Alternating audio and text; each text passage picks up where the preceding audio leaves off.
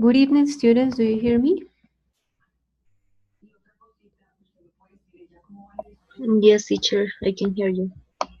Thank you, Liliana. Good evening. Okay. Tonight we are going to discuss about the readings that you had last week, which were related to the words used to define groups in social linguistics. Those groups that are studied and they have different characteristics. Okay, so we will start with this question. Do you remember what is a speech community?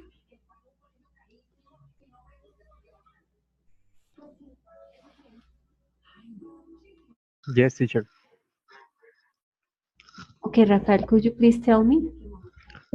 Well, I remember that a speech community is formed by a group of people, um, and they inside that speech community they share some features. For example, language, the same language, the same dialect, the same variety, and also they also share no linguistic patterns, but they can share another things like behavior or how to um, lexical forms also, and something like that. Yes.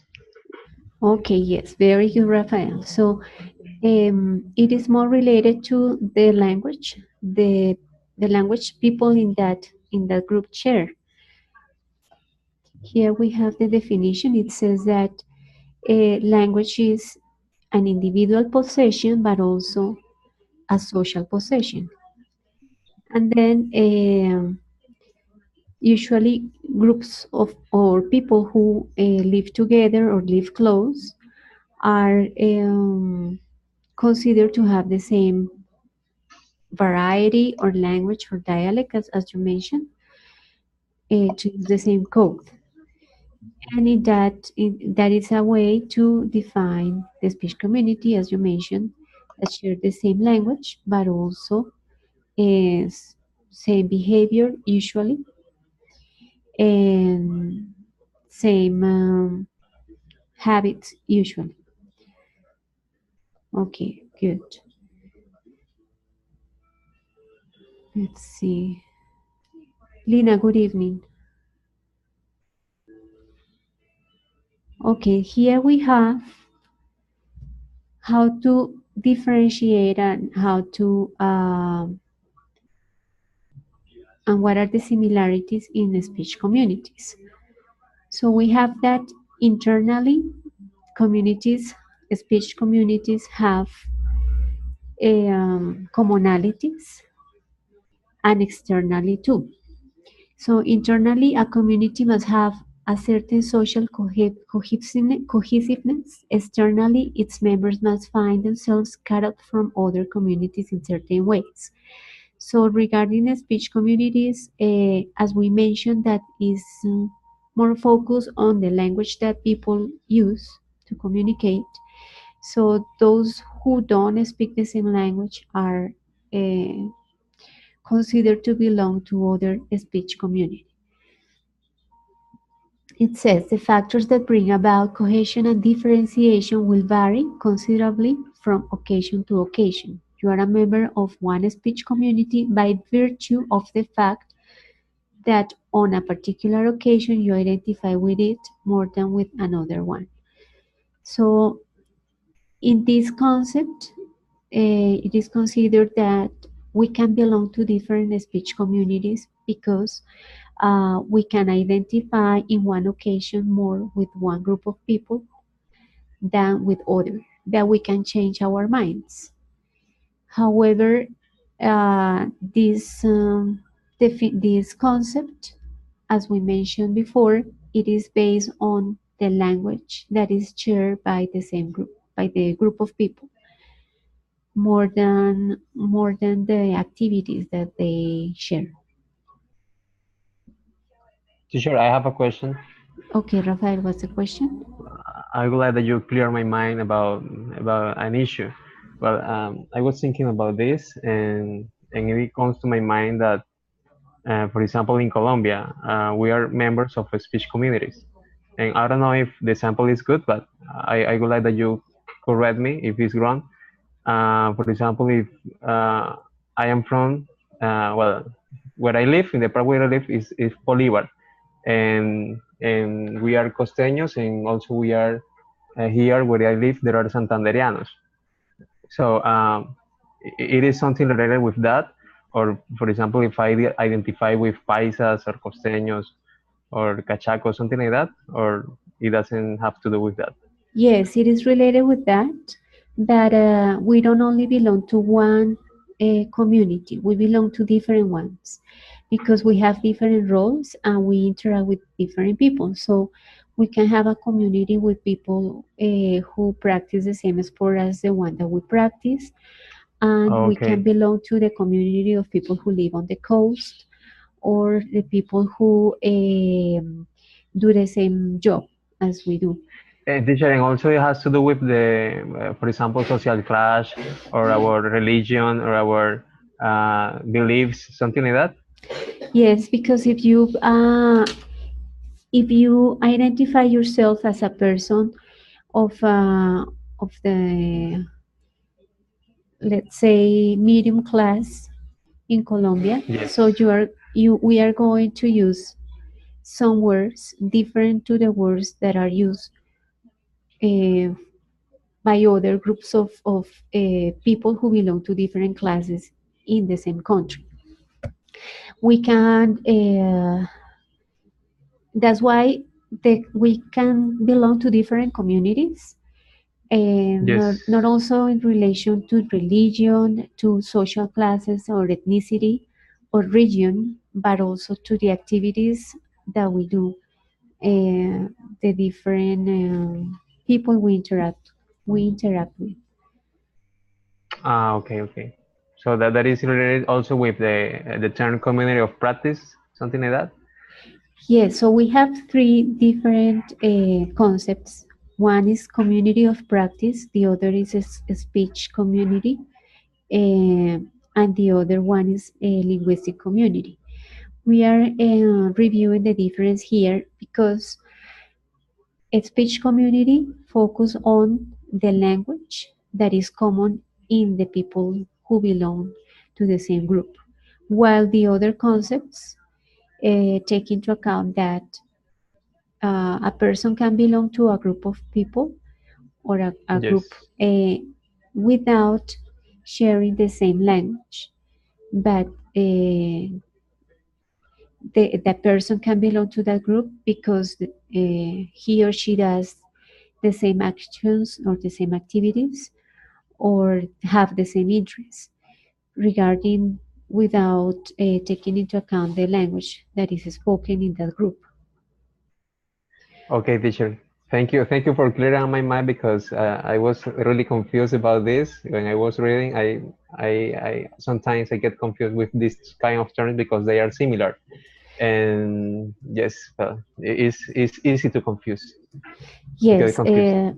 those terms Thank you. are like, you're welcome. Those terms are like the ones that have emerged from social linguistics because there is a need to define a group, to define the characteristics of a group, because when there is research regarding the language that a group use, it is necessary to define the group and the characteristics. So the first term that was used was a speech community, but it only took into account the language that was common by saying that all the people in that group spoke the same language. But it is not always the same, the case. Okay. Good evening, Giancarlo. All right, let's continue. So, what are groups? Does anybody know or have some words that can associate with the definition of groups?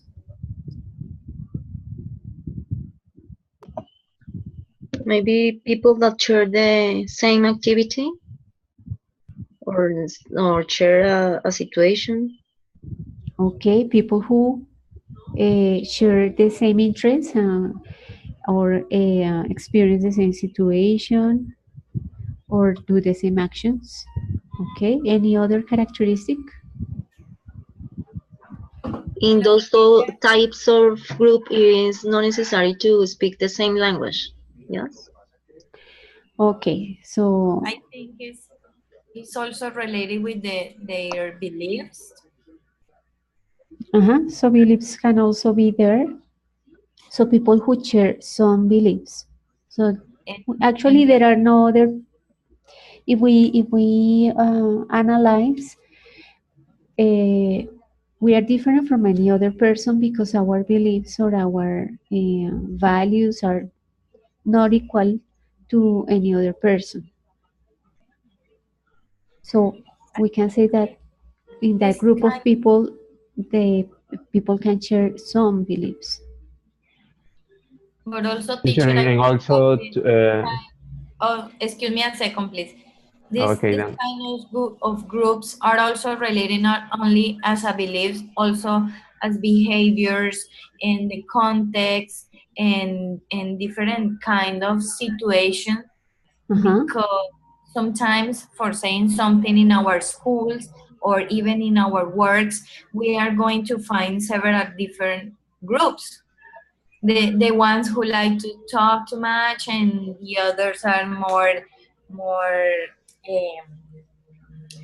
unsocial person, and even the students are um, joining different kind of groups, and this is related with a several situation that we saw every time. You are right, Sharon. What you mentioned, that in the same job we can find people who share same interests and others that are different. That we interact with all of them.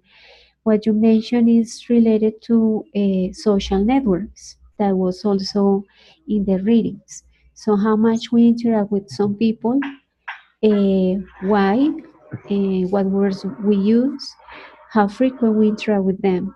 So that Mhm. tells how um, how many um, similarities we have with the person or people we interact more with, or the type of words that we use with those people who are more like, who have more the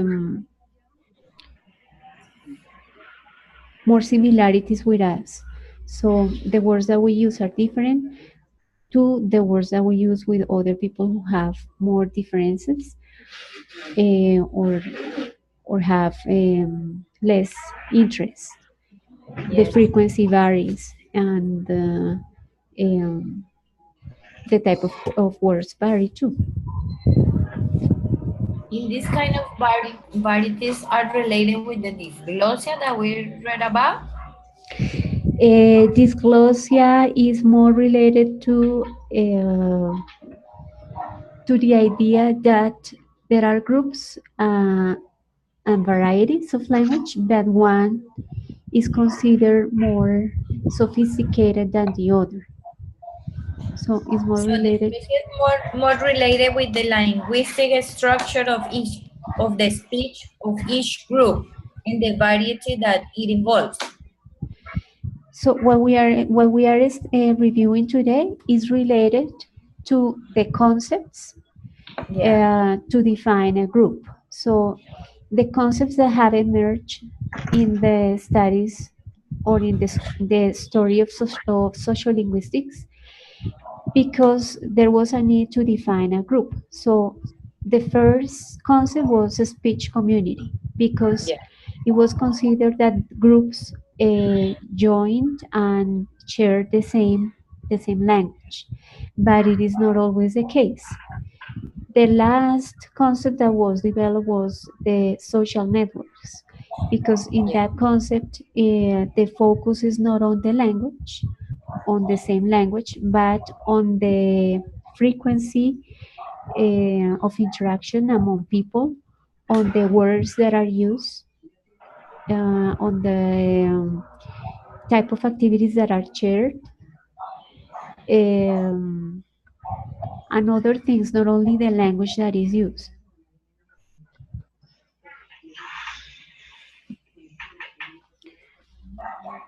Okay, Giancarlo wrote people get together for several reasons, or sharing some characteristics like cultural, ethnic, social, religious, etc. And Flo wrote people who share different things like purposes, beliefs, needs, or goals. Okay, so those are the words or the ideas that Giancarlo and Flora associate with the concept of groups. Okay, so for social linguistics, we have that we need to study the language used in the groups of speakers, and that those groups are people, two or more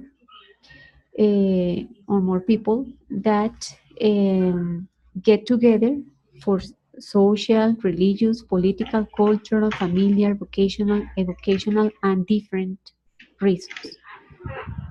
Okay, so here in the concept of groups that is established by social linguistics, there is no emphasis on the language that is that people in the group speak, but on the interest they share.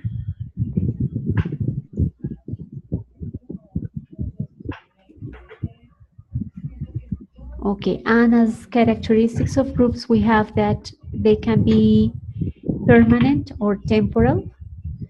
So we can belong to a group of people who practice basketball, for example, and then stop practicing that sport and then start interacting with people who practice volleyball, let's say. So we can belong in a permanent or a temporal way to a group.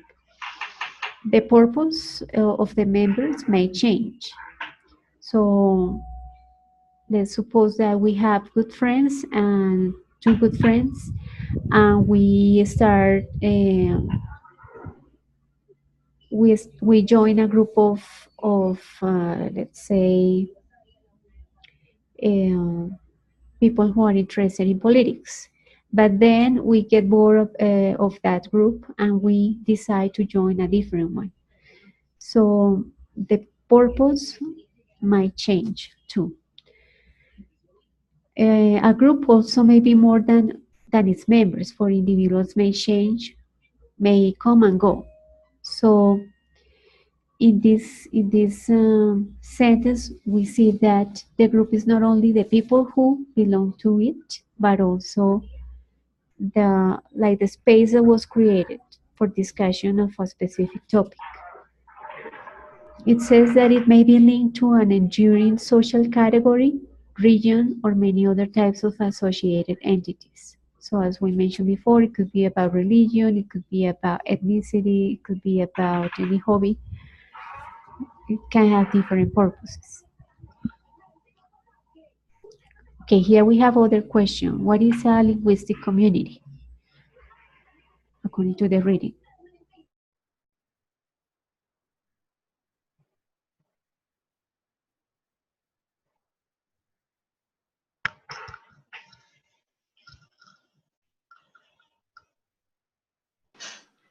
Teacher, I think that is a group or social group which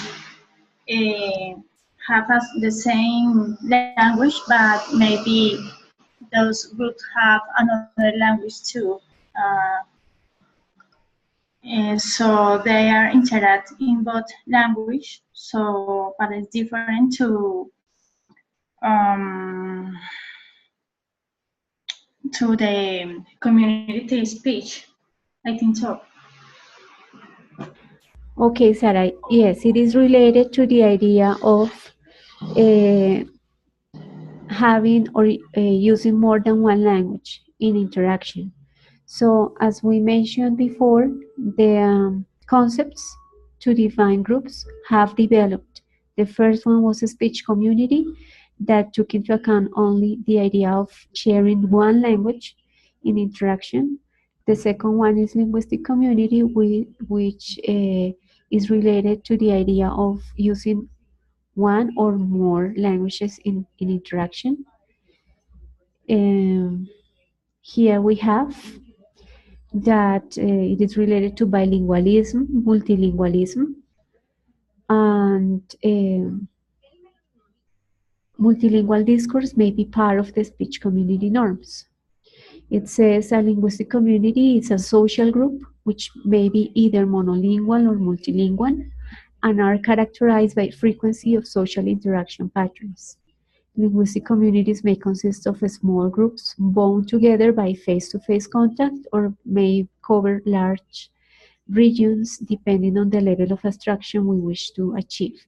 So, again, in the process of finding a concept to define groups, the second concept, which is linguistic community, takes into account not only one language, but two or more, and also mentions the frequency of social interaction and the variety in the interaction, which can be face-to-face or a different one, a virtual one, for example.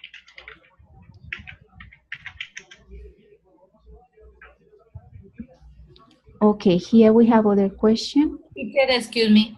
Yes, Charlie. An example for this is for saying something the Guambianos community. Yes, but because they spoke in their native language for saying something, their mother tongue, but also they learn how to speak Spanish for saying something, and they interact in both languages.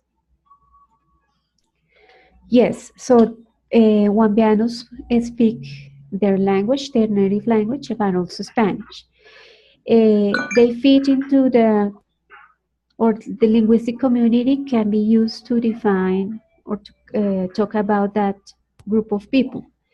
What happens is that if we want to research about the language that they use to interact, when they use their native language and when they use Spanish, we need to analyze also who they speak with when they code switch, when they use one or the other language, who they speak with and how frequently they do that, exactly what are the words they use, what are the topics they talk about, and what are the place where that interaction takes place. So linguistic community is very restricted concept to to to say that we want to carry out a research that actually answers the questions that I just posed. But also, excuse me, Go ahead, Sharon. This switch code, it can be used also for persons who doesn't get involved in a bilingual environment. Code switch always occurs in bilingual situations or multilingual situations because code switch means that you change from one language to the other with a person who yes, or you mix both in the same sentence. In the same sentence you can use one word.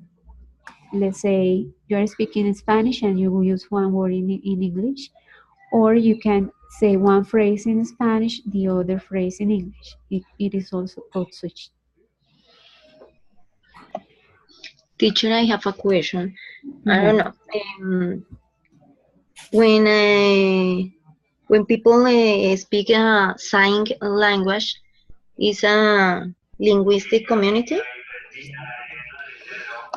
Yes, sure. That's a way of, that's a language. That's a language. But again, Speech community was the first concept developed in sociolinguistics, but it's very narrow in the sense that it focuses only on one language that is shared by the people in the group. Linguistic community is also narrow because it focuses on the idea that not only one language can be spoken in the same group of people, but two or more. It also takes into account frequency, and it takes into account the space where the interaction occurs.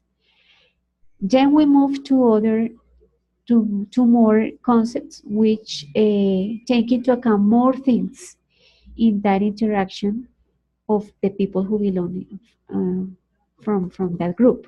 So we can say, for example, that there are research related to the use of sign language.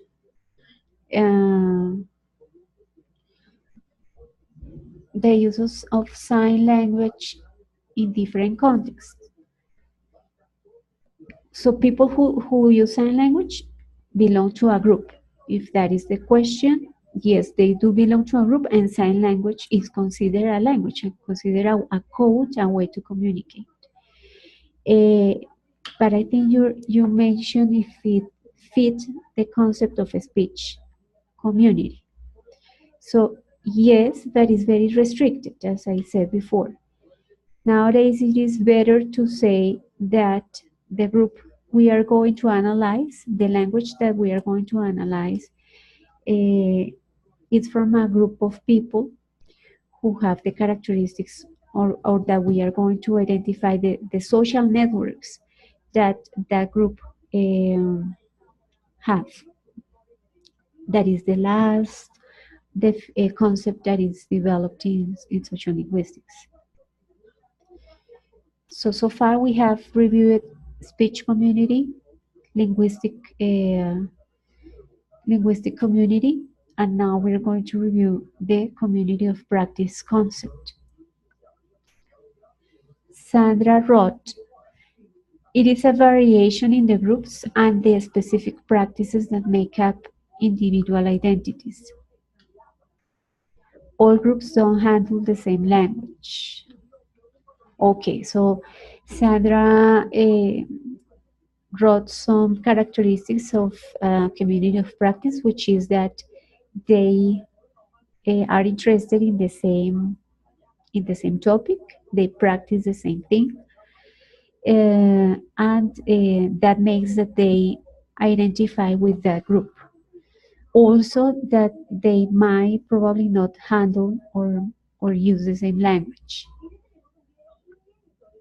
So, for example, what you see on the picture is a meeting of different people interested in a specific topic, like a conference. Probably the person who speaks has a language that is different from the one that is used for all the people who are sat there, but there are ways to translate.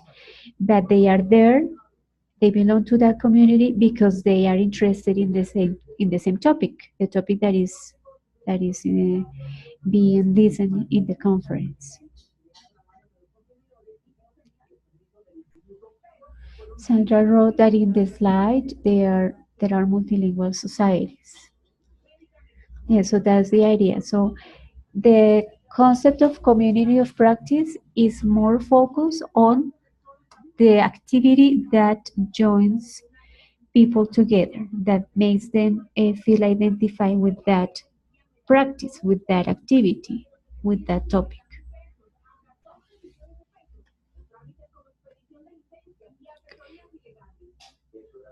Here we have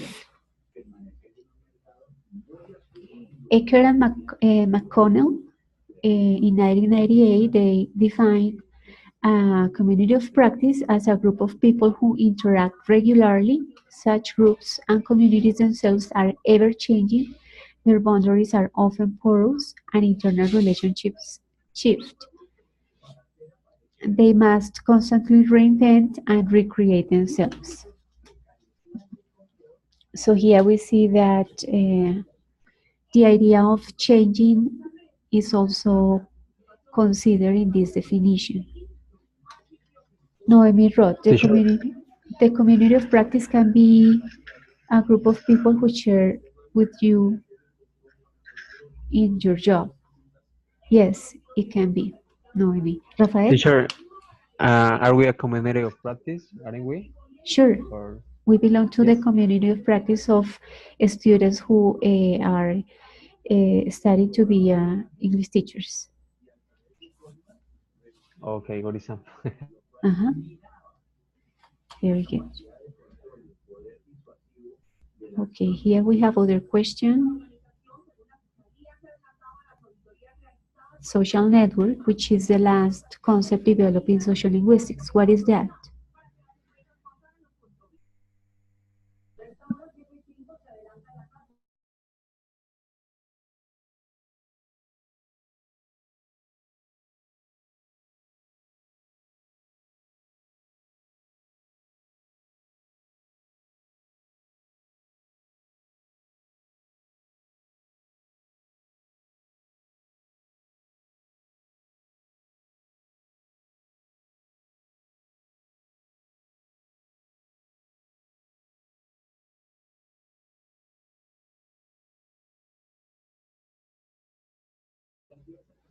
Any idea?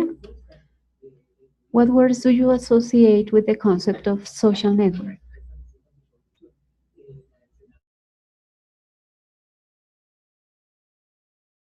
Como like the groups we have in the social networks, like for example Facebook, Twitter, or even the university virtual room.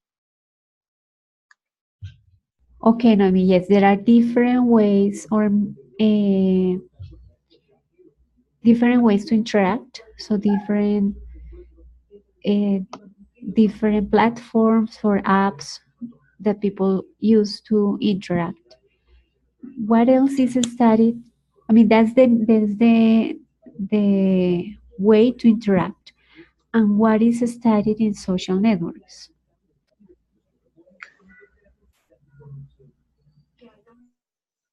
Teacher, I want to give my opinion.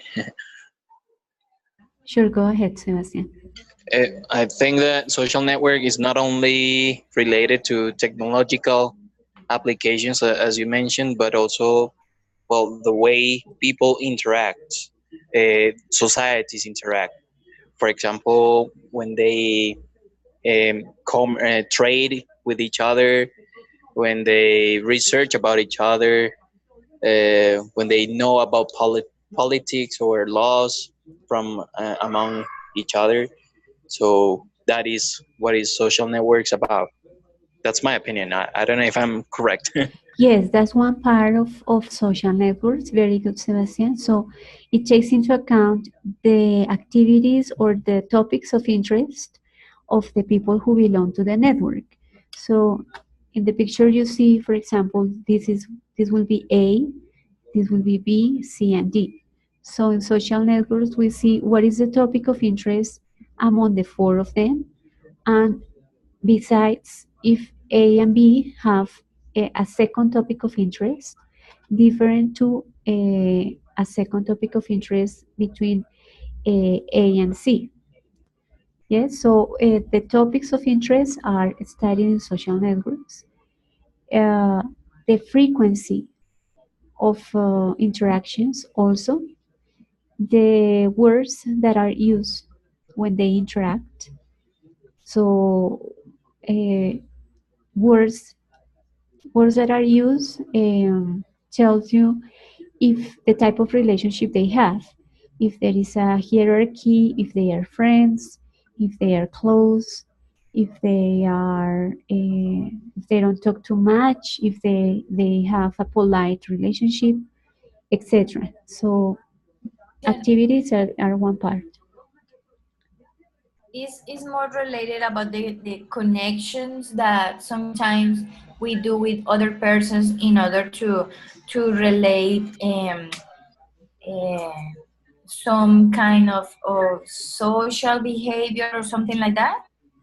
Yes, it is also related to that because if you have many connections, if these people we have here in the picture share uh, five different beliefs or activities or ways of thinking and actions, their connection is going to be stronger. If they share Yeah. less of those characteristics, the connection is going to be weaker. Uh, Okay. so they are not going to identify that strong in a strong way with that network or group that is going to be weak. That's Teacher, I why, have a question. yes, Noemi, go ahead. I have a question. For example, if in Facebook we are studying a group of people, and the group of people is not speaking, it's just writing. For example, they are sending each one emoticons. Even that study belongs to sociolinguistics because it's not spoken; it's just written with writing. Yes, because that is a new way of communication. So those are signs, as well as sign language. People who cannot speak use signs with their hands and their bodies. Emoticons are also a way to communicate. They are signs that are used to express ideas.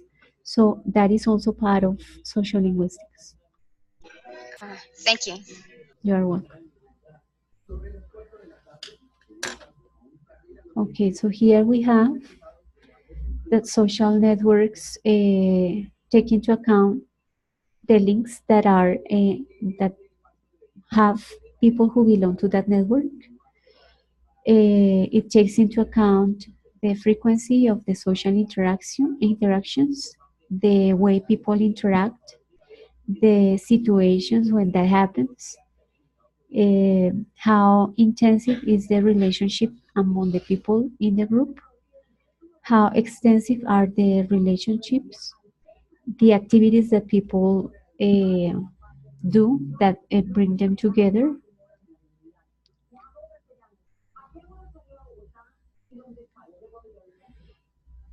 And we also have that it takes into account if there is a strong social cohesion that produce feelings of solidarity and that help people identify to that network, or the opposite if the if there is a weak social network that is expressed in a weak feeling of solidarity and identity.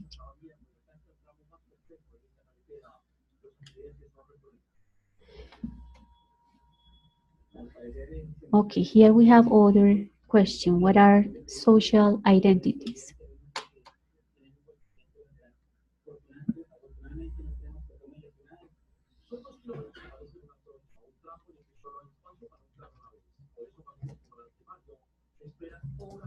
Teacher, these social identities is more related about the what we say the feelings between some groups of persons The for saying something. yes. There are some groups of teenagers who likes to listen rock music, so their identity is related with the music they heard. Yes, right. But Uh, but yes, but this is not just a point to define identity, because I can belong to a social group who likes rock and roll, but for example, my partner likes rock and roll, and he likes, for example, go to the church, and I like roll, and I hate religion. So all we have different groups of different groups, and each group has their own identity. Even each person has a different identity too. Okay, right. So identities are not I mean, that was stable. just an also our religion. Sharon, please go ahead.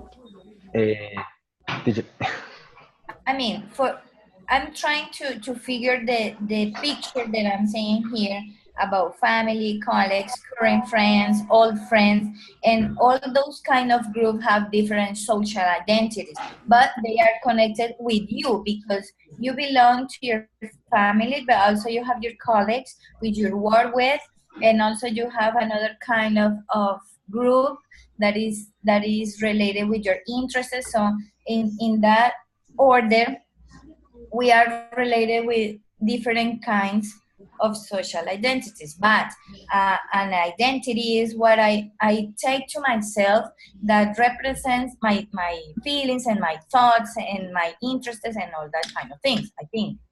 You're right. So we construct the identity in the society, and the words that we say help other people to identify ourselves. So if I express an opinion about rock and roll, you are going to find out if I like it or not. If I talk about my family and the activities we do, you are going to find out if what type of family we have and what type of beliefs we have because Yeah. of the words that I use and because of what I express. You are going to identify if I belong to a family who like to socialize a lot, or the opposite. If I, for example, belong to a group of people who work in as teachers, and we have certain beliefs about teaching different to the ones that work in a different university. So everything that I say and the words that I use are going to help the listeners identify or make a construction or construct my identity, um, judge judge what I am, or what I do according to what I say. So identities move in different situations and roles, as you see on the picture that is on the right. I can have a role as a member of a family, as a member of a group of workers, as a member of a group of friends, as a member of a group of people who practice volleyball, or as a member of a group of Christians, let's say. So I can belong to this to all those groups, and I'm going to use different words to talk to my family members, to talk to my best friend, to talk to people who work with me, etc. And that is the way they are going to construct my identity, and I am going to show others how I identify myself.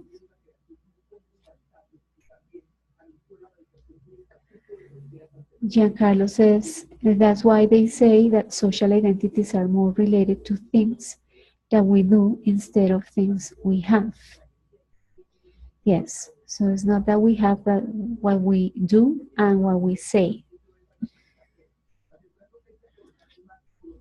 Okay, here we have the study of language and identity is the study of the linguistic means through which membership assignations are made and how language is used to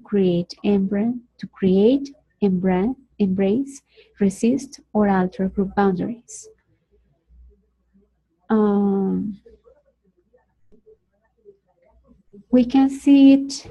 We can see that, for example, doctors have a different way of speaking. There's the way they have to talk in order to uh, understand uh, themselves in the context where they are.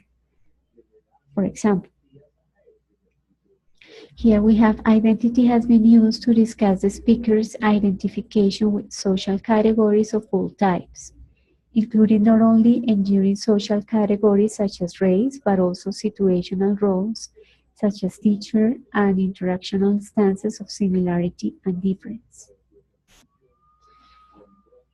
In the next cartoon, we have an example of how to, well, it's an example related to social identities, and the idea is that you tell me how it is related to beliefs about language and social groups.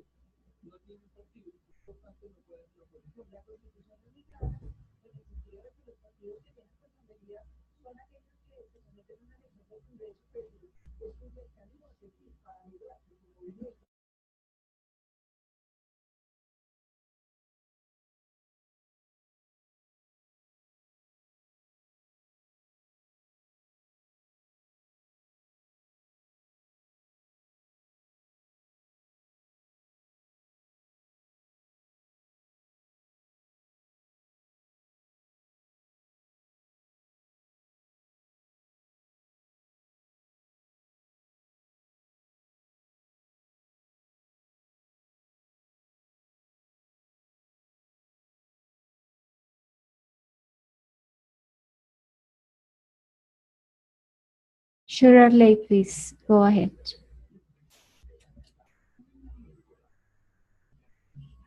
Arley?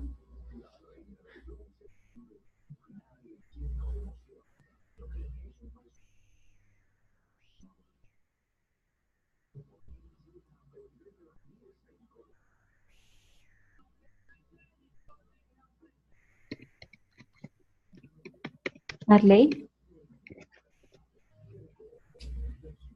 Hello, teacher. Can you hear me? Yes, we can hear you. Okay, thank you.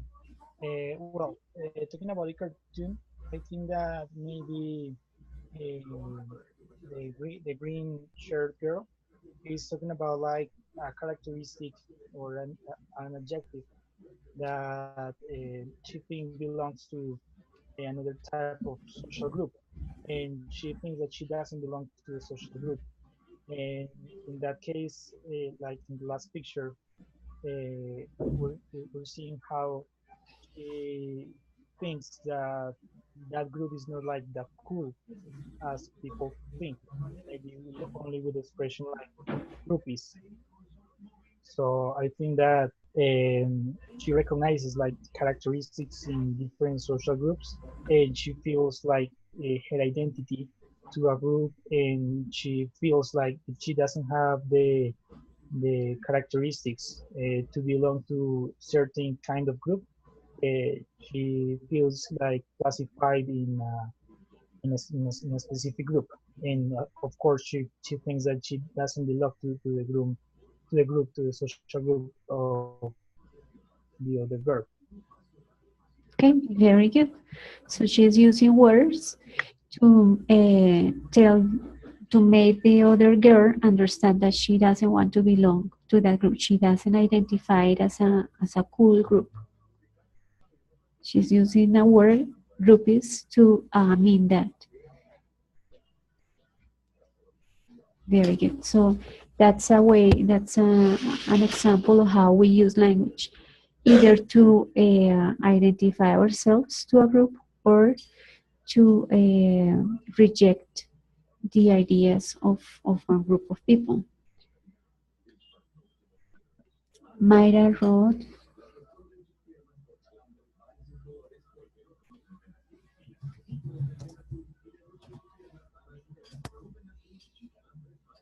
okay, here we have the last slides. We have beliefs about language and social groups. How people behave toward others is influenced not only by actual language use, but also by ideas about the standard and ideologies about what kind of person uses language in different ways. The connections we have discussed indicate that we use language to make ourselves part of particular social groups. We also use language to categorize other people and judge them, at least partially, according to the social value of the categories to which we assign to them. as in the example, the previous example of the cartoon. So the girl is using words to judge the other group of people, uh, taking into account some categories that she has regarding what is cool or what is not. Okay. Teacher, excuse me, but in this part is also related with the purpose or the aims that I have to join that group. I mean, what we saw in the picture of this school context, I think most of the other students get involved with this girl in order to, I don't know, being smarter than the other ones or get involved on this math issue. So, as we mentioned before, the identity that is constructed socially uh, also takes into account actions and ways of behavior. Ways of behavior. So, Yes. and you can make other people identify you as part of that group according to the words that you use and also the actions. If you start sharing Yeah. more time with people from a group, if you interact a lot, if you have a good attitude with the group, so you it's because you want to belong to it and you identify yourself as a person who shares the same beliefs and ideas and uh, interests. If you do the opposite, uh, it will happen something like the one that is in the cartoon. You will use words to communicate others that you are not interested in the same topics of the group that you are judging. Yes, but so It's for action. saying something. I go to the Rumbas class because I want to get fit. So there are another persons who go there and share the same eye.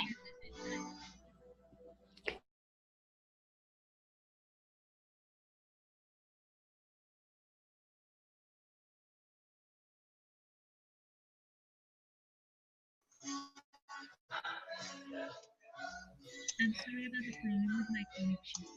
Okay, so Sharon asked about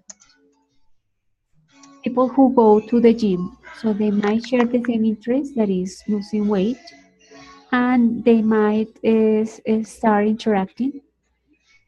They might interact about the same topic of interest, which is how to lose weight or uh, what are the best exercises, probably diets, etc.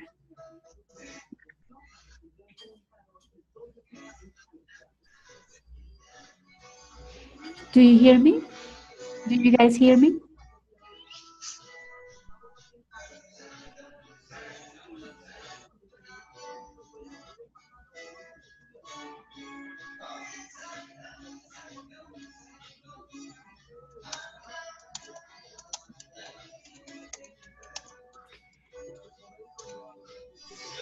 Do you guys hear me?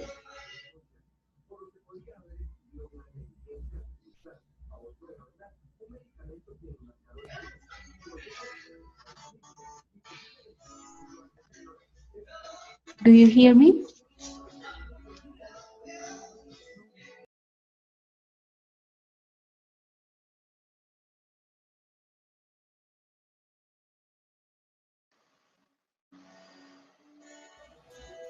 Do you hear me? Students, do you hear me?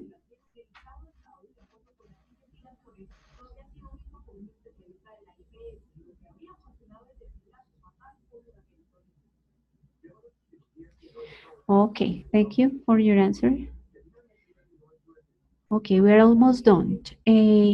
Here we Sharon asked if people who go to the gym share the same interests, and they might start talking about exercises to lose weight and diets. So the language that they are sharing in that specific situation is going to make them, and the actions that they do is going to make them feel identified with the same group of people who want to lose weight by exercising and by taking care of what they eat.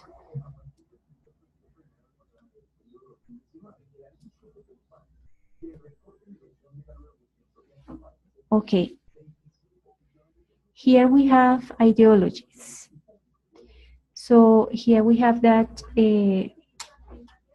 we can have hegemonic ideologies about different ways of speaking that dominate in a society and are widely accepted even by speakers of the varieties which are judged as deficient.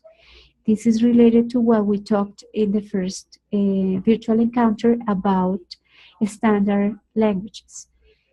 Um, some people consider that the variety of English spoken in London is the good one, while the other varieties are wrong. So this is related to the ideology that we have about what is a good variety and what is.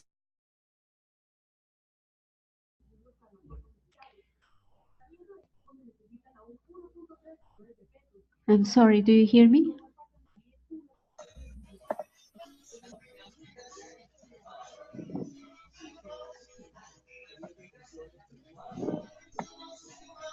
Students, do you hear me?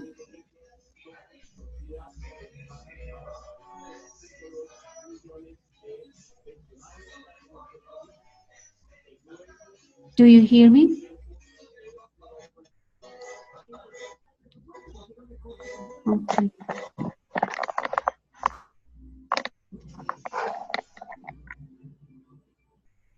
Now, do you hear me?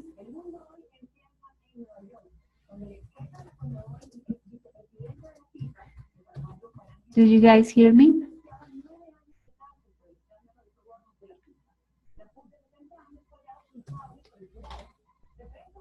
Students, do you hear me? No, very well. More or less. Okay, we are going to, before we finish the encounter, I'm sorry for the problems with the connection.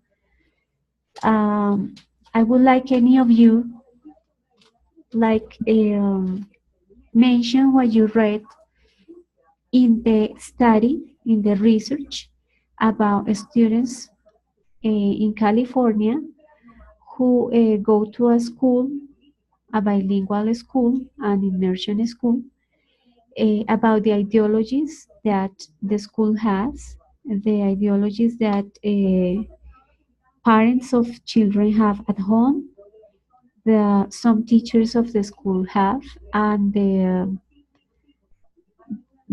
language assistants, the English language assistants have regarding language. What are the ideologies that those people have in that community, in that school?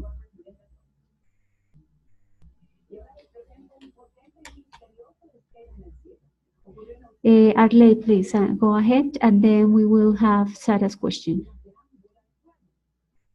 Arley? Okay, thank you, teacher. Well, I think that, or maybe I found this. Yes, can you hear me? Yes, we can hear you. Okay, thank you. Well, I found very interesting this research because, well, what normally we see here in Colombia is like most of the teachers try like to obligate students to use the language, and they give them like the structures and everything in order for the students to use the language inside of the classroom, and they pretend that the students use it like everywhere, and they encourage the students to do that. And actually, I do as well. And I think that this is correct. But I found very interesting that in that research, like the teachers or tutors they tried the students uh, like to be free, they, that they had to choose the language that they wanted to use. Of course, they encourage the students to use English sometimes, and they try to change sometimes English for Spanish while they had like a transition process. But after that, they made the students choose what language they wanted to use for their activities. And I think that this was very interesting because the students didn't, I mean, they were not obligated to use the language, but however, the culture and the environment, everything, even the policies about they had in the schools, it made that students made a choice to use English most of the time. So I found it very interesting that, and even that parents try to encourage the students to use English as well. Even some parents they did not speak Spanish, but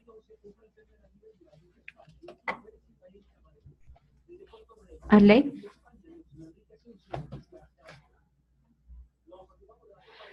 Okay, yes, Arley, what you mentioned is correct. The ideology of the people in the school was to let the students live both cultures, the Mexican one and the English one. So they didn't.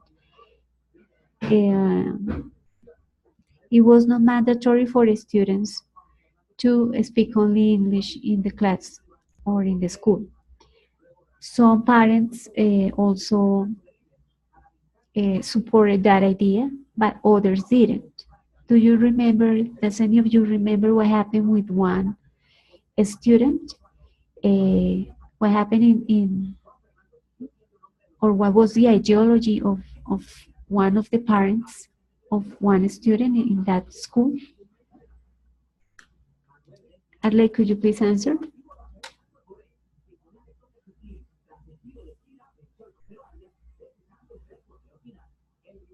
Yes, I remember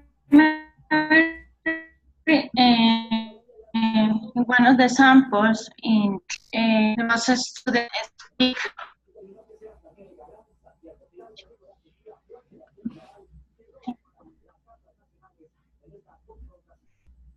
Teacher, can you hear I'm sorry, my connection is not working well. me?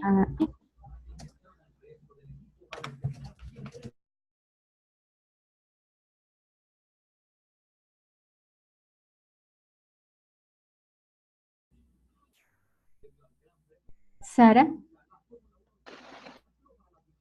Sarah? Could you please, Sarah, could you please repeat?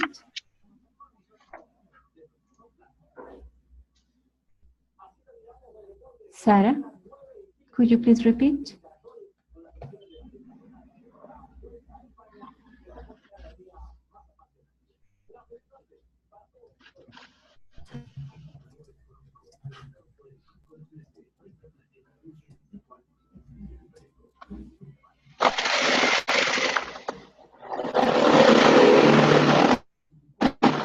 Sarah?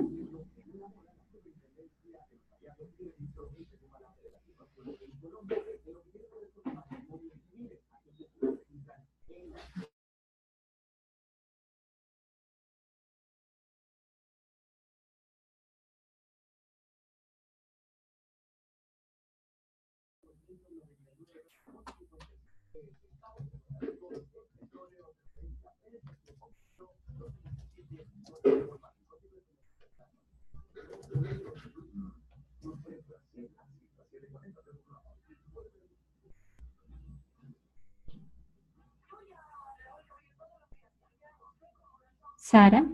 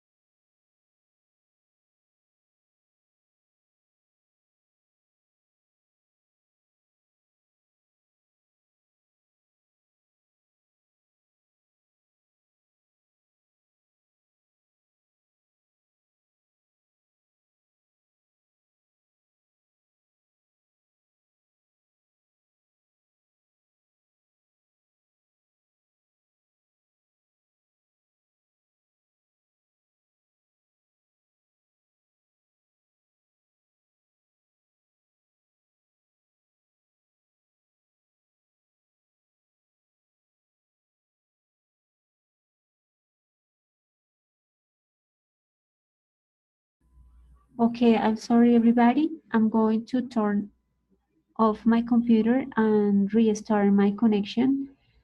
Hopefully it works because most of you have the second encounter with me, so I'm going to try that and see if that works. I'm sorry about it. Okay, teacher. All right, guys. So thank you for your understanding and for your participation. And I hope to connect again in some minutes for the other encounter. Those of you who have teacher practicum too.